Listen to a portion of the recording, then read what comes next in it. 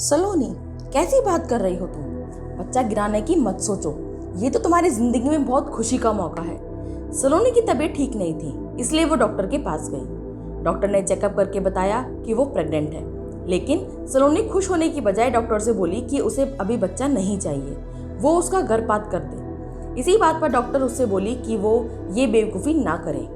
Doctor के समझाने के बाद भी जब सलोनी नहीं मानी तो डॉक्टर उसके पति अरुण से बोली कि वो उसे अभी घर ले जाए, 1-2 दिन थोड़ा सोच ले फिर बताना।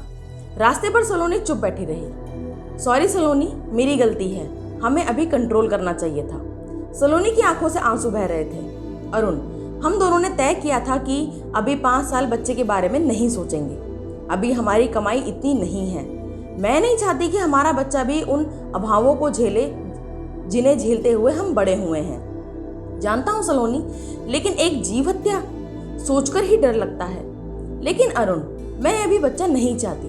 पहले ही हम उस स्थिति में नहीं हैं। उस पर इस हालत में मुझे नौकरी भी छोड़नी पड़ेगी, जो हम झेल नहीं पाएंगे। ये मेरा निजी फैसला है और मैं किसी के कहने से नहीं बदलूंगी। सलोनी की बात सुनकर अरुण चुप हो गया।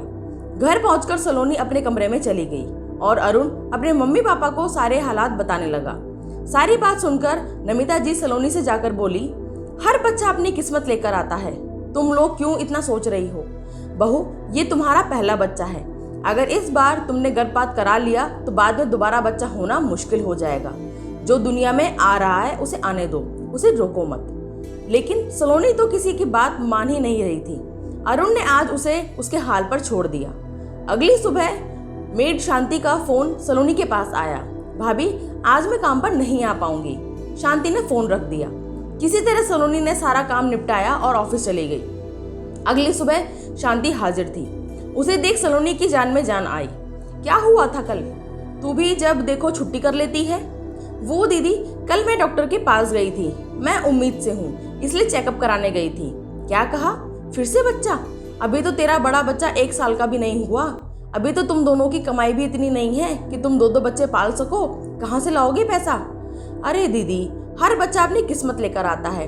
बच्चे तो भाग्य से मिलते हैं, ये तो भगवान की देन है। कितने लोग हैं जो बच्चा चाहते हैं लेकिन उन्हें कितनी मन्नतों के बाद भी बच्चा नहीं मिलता। फिर वो इधर उधर डॉक्टरों के चक्कर लगाते हैं। इसलिए अगर भगवान आपको एक खुशी दे तो उस खुशी को अपना लेना, शांति बोली और मुस्कुराते हुए अपने काम में करने लगी। शांति की बात सुनकर सलोनी सोच में पड़ गई। शांति की कमाई कितनी कम है। इसका पति सारे पैसे जुए और शराब में उड़ा देता, फिर भी ये अब दूसरे बच्चे का भी कितने खुले दिल से स्वागत कर रही है। और एक मैं हूँ जो अपने पहले बच्चे को मारने चली थी। सही कहा शांति ने, हर बच्चा अपना भाग्य अपने साथ लाता है। उसकी भी एक सहेली की शादी को 2 साल हो गए, लेकिन आज तक बच्चा नहीं हुआ। दोनों ने कितने डॉक्टर भी बदल लिए।